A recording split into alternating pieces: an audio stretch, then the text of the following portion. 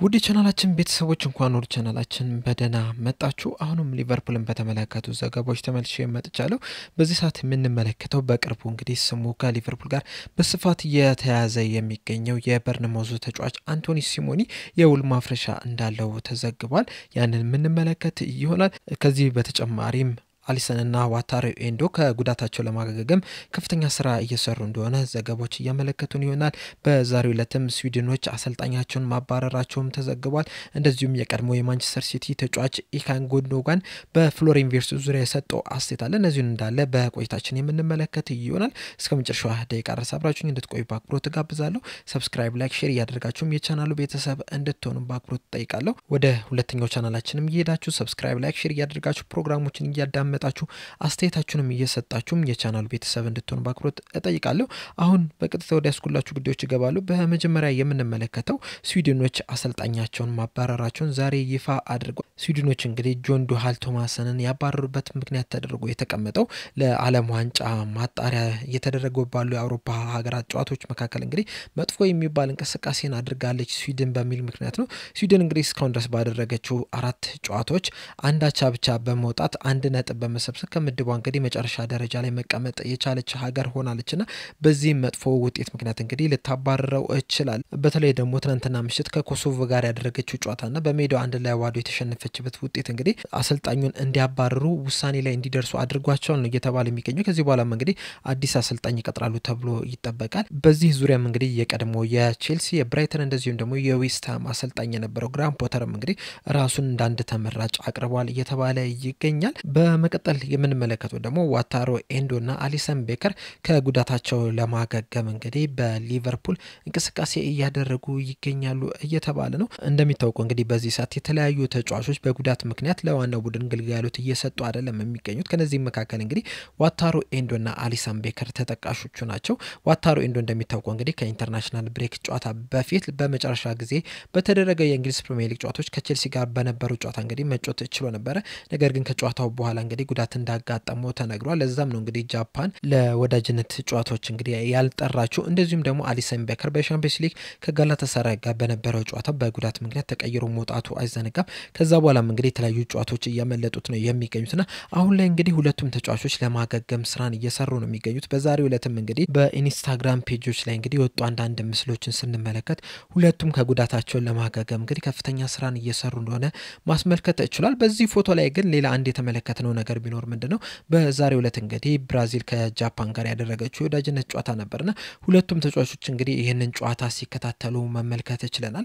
ይህንንም ፎቶ እንግዲህ አንስቶ ወደ ኢንስታግራም ፔጁ ላይ መልቀቅ የቻለው ከርቲስ ጆንስ ነውና ከርቲስ ጆንስም እንግዲህ በዚህ ሰዓት በሊቨርፑል ላይ ነው የሚገኘው። ለእንግሊዝ ብሔራዊ ቡድን እንዳልተጠራ እናውቃለን ሁላችንምና ይህንን ፎቶ እንግዲህ አንስቶ ወደ ኢንስታግራም ፔጁ ላይ መልቀቅ ይችላል። የዛሬውንም ጨዋታ እንግዲህ አብረው ሲመለከቱት ነበር። በዚህ ጨዋታ ላይ እንግዲህ አንድ ማንሳት ያለበት ነገር ቢኖር ምንድነው ጃፓን ብራዚልን 3-2 በሆነ ውጤት ማሸነፍ ይችላለች። ይህንን ጨዋታ እንግዲህ ብራዚሎች ነበሩ 2-0 መምራት የቻሉት በፓውሎ ሄንሪኬና በአርሰናሉ አጥቂ ጋብሪኤል ማርቲኔሊ አማካኝነት 2-0 መምራት ችለው ነበር። ነገር ግን ሰከንድ ሃፍ ላይ ጃፓኖች ባስቆጠሯቸው 3 ግቦች አማካኝነት 3-2 በሆነ ውጤት ማሸነፍ ይችላል። የጃፓንን ግቦች ደግሞ የቀድሞ የሊቨርፑል ተጫዋች የነበረው ሚናሚኖ እንደዚሁም ደግሞ ናኩሙራና ኡዴ ማስቆጠር ይችላል። ይህንንም የጃፓን ቲምም እንግዲህ ታኩሚ ሚናሚኖ በአምበልነትም እየመራ መግባት የቻለ ተጫዋች ሆኗል። እናም ለጃፓን እንግዲህ ምርጥ የሚባልን ጊዜን ማሳለፍ ይችላል። እናም ይህንን ጨዋታ እንግዲህ አሊሰን ቤከርና ዋታሮ ኤንዶ በሊቨርፑል ልምምድ ማዕከል ከጉዳታቸው እያገገሙ እንግዲህ ሲመለከቱት መመልከት ይችላል። ሌላኛው የምንመለከተው ዘገባ ደግሞ የቀድሞ የማንቸስተር ሲቲ ተጫዋች የነበረው ኢካን ጉንዶጋን በፍሎሪን ቪርትዝ ዙሪያ የሰጠውን አስተያየት ይሆናል። ኢካን ጉንዶጋን እንግዲህ በሰጠው አስተያየት ምንድን ያለው ፍሎሪን ቪርትዝን በውድ ዋጋ መግዛቱ የፍሎሪን ቪርትዝ ጥፋት አይደለም። ነገር ግን ደግሞ ሰዎች ከሱ ብዙ የሚጠብቁ መሆናቸው ግን ተፈጥሯዊ ነው። በፕሪሚየር ሊጉ ካሉ ተጫዋቾች ሁሉ በዚህ ውድድር ላይ በዚህ ሲዝን በተደረጉ ጨዋታዎች ላይ እንግዲህ ብዙ የጎል እድሎች መፍጠር የቻለ የመጀመሪያው ተጫዋች እንደሆነ እንግዲህ በአንድ ቦታ ላይ ማንበብ እችላለሁ።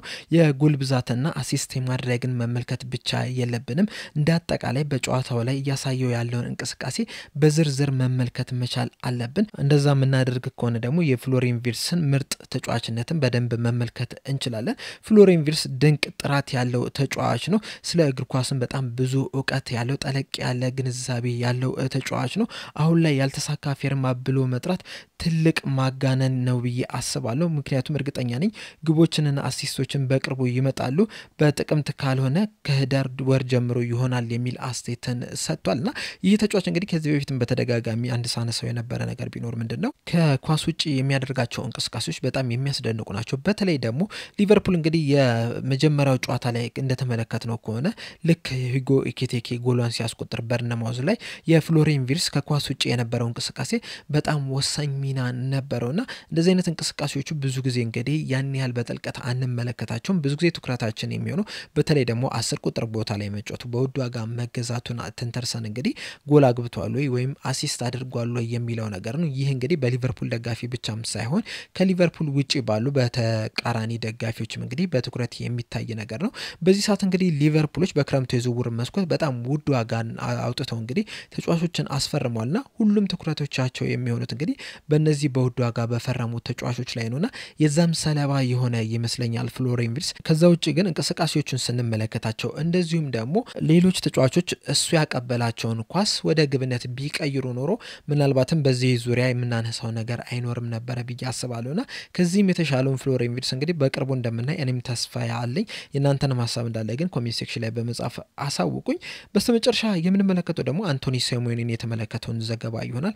በቅርብ ጊዜያቶች እንግዲህ ሊቨርፑል ከዚህ ተጫዋች ጋር ስሙ በጣም በስፋት ነው እየተያያዘ የሚገኘው። ከዚህ በፊትም እንግዲህ ስሙ ሲያያዝ ነበር። በክረምቱ የዝውውር መስኮት ምናልባትም ይህን ተጫዋች ሊያስፈርሙ የሚችሉበት እድልም አለ ሲባል ነበረ። በእርግጥ ከሊቨርፑል በተሻለ ቶተናም እና ማንቸስተር ዩናይትድ እዚህ ተጫዋች ላይ ከፍተኛ ፍላጎት ነበራቸው። ነገር ግን የሊቨርፑል ፍላጎት አሁንም እንዳለ ግን ከዚህ በፊት በወጡ መረጃዎች መሰረት ለእናንተ ሳደርስ ነበር። በተለይ ደግሞ ፉትቦል ኢንሳይደር በዚህ ዙሪያ ረዘም ያለ ዘገባን ይዞ ወጥቶ ነበረ። አሁን ላይ እንግዲህ የተለያዩ መረጃዎችም በድጋሚ እየወጡ ነው የሚገኙት። በዛሬው ዕለትም እንግዲህ ዘቴሌግራፍ ይዞት በወጣው ዘገባ መሰረት የሊቨርፑል አመራሮች መካከል አንደኛው በቀጣይ የክረምቱ የዝውውር መስኮት ሊቨርፑሎች ይህንን ተጫዋች ለማስፈረም ጥረት ያደርጋሉ የሚል እምነት አለኝ የሚል ዘገባ ይዞ ወጥቷል። በዚህ ባለፈው የክረምት ዝውውር መስኮት እንግዲህ ሊቨርፑሎች የክንፍ ተጫዋች ማስፈረም ፍላጎት ነበራቸው። ይህንን ተጫዋች ለማምጣትም ፍላጎት ነበራቸው። ነገር ግን ደግሞ ቅድሚያ የሰጡት ሌላ ቦታ ነው። እንደዚሁም ደግሞ ሌላ ቦታ ተጫዋች ቢያመጡ ሉዊስ ዲያዝን ቦታ በሌላ ተጫዋች ቢተኩት የሪዮን ጎማን ቦታ ከቨር ስለሚያደርግ እንደዚሁም ደግሞ እድገቱንም ሊቀጭ ስለሚችል በሚል ምክንያት እንግዲህ ሌላ ተጫዋች ሳያመጣ ቀርቷል። በተጨማሪም ደግሞ ሙሉ ለሙሉ ትኩረታቸው የነበረው የ9 ቁጥር አጥቂን ማምጣት ላይ ነው የነበረውና በዛ ምክንያትም እንግዲህ ሌላ ተጫዋች ሳያመጡ ቀርቷል። ነገር ግን በቀጣይ የክረምት የዝውውር መስኮት ግን ያንን ቦታ ለመተካት አንቶኒ ሲሞኔን ለማምጣት አስቧል ነው እየተባለ የሚገኘው። ይህ ብቻም አይደለም።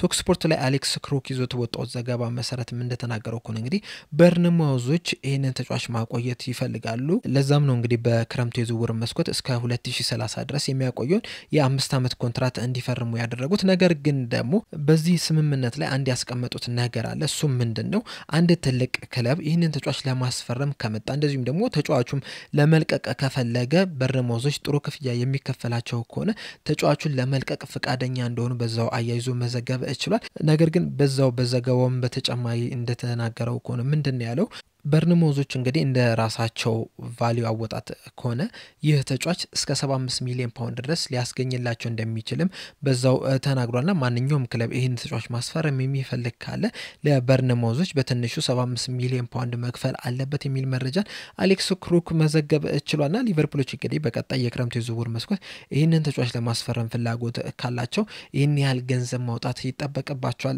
ማለት ነው።